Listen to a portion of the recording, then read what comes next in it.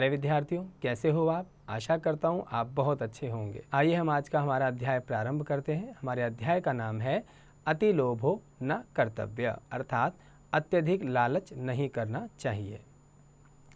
एकः वृद्ध व्याघ्रः आसीत्, एक बुजुर्ग व्याघ्र था, अर्थात एक बुजुर्ग बाघ था। सह सरोवरस्य समीपे अतिष्ठत्, वह सरोवर के समीप बैठा था। तस्य हस्ते स्वर्ण कंकणम आसीत्, और उसके हाथ में एक सोने का कंगन था।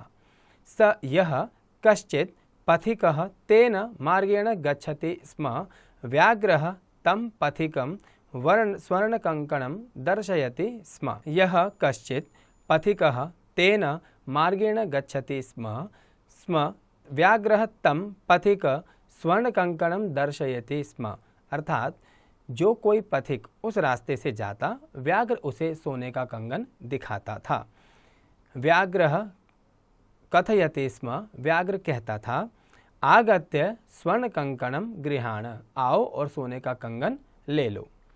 परम कस्यापि पथिकस्य तस्मिन् विश्वास न अभवत्, लेकिन किसी भी पथिक को उस पर विश्वास नहीं था।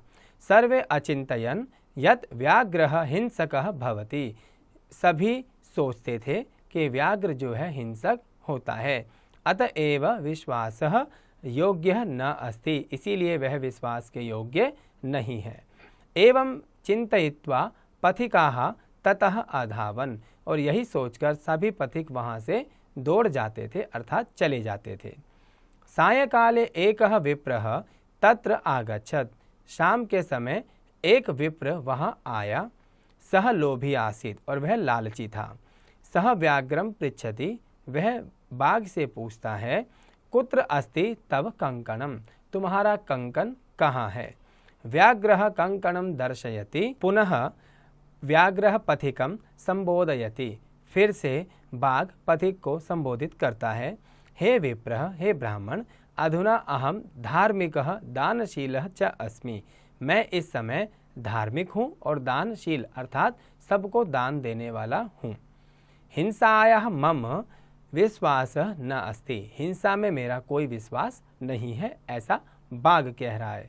अतः एतत् कंकणं कस्मैश्चित् दातुम् इच्छामि, इसीलिए मैं यह कंगन किसी को देना चाहता हूँ। त्वं योग्यः विप्रः असि, तुम एक योग्य विद्वान ब्राह्मण हो।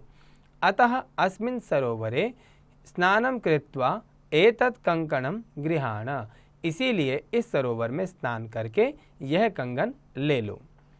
व्याघ्रस्य वचने विश्वासं कृत्वा यावत् सः विप्रः स्नानं कर्तुं सरोवरे प्राविशत्, तावत् सः महापंके निमग्नः अभवत्। जैसे ही बाघ के वचनों को सुनकर अर्थात उसकी बातों पर विश्वास करके वह ब्राह्मण उस सरोवर में स्नान करने के लिए प्रवेश करता है, तभी महापंके निमग्न अभवत्, वह उस कीचड़ में फंस जाता है।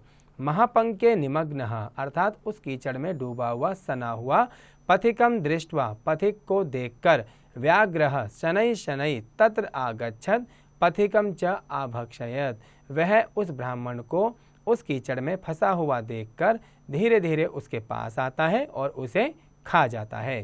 सत्यमेव उक्तम, सत्य ही कहा गया है।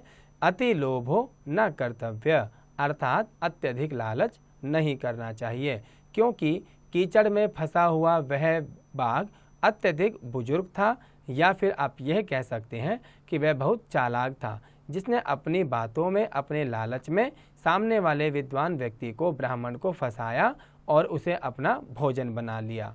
इस कथा से हमें सीखने को मिलता है कि हम कभी भी अपने जीवन में लालच ना करें, जो हमारे पास है हम उसी में खुश रहें। प्यारे विद्यार्थियों, मैं आशा करता हूँ आपको इस पाठ का भावार्थ समझ आया होगा।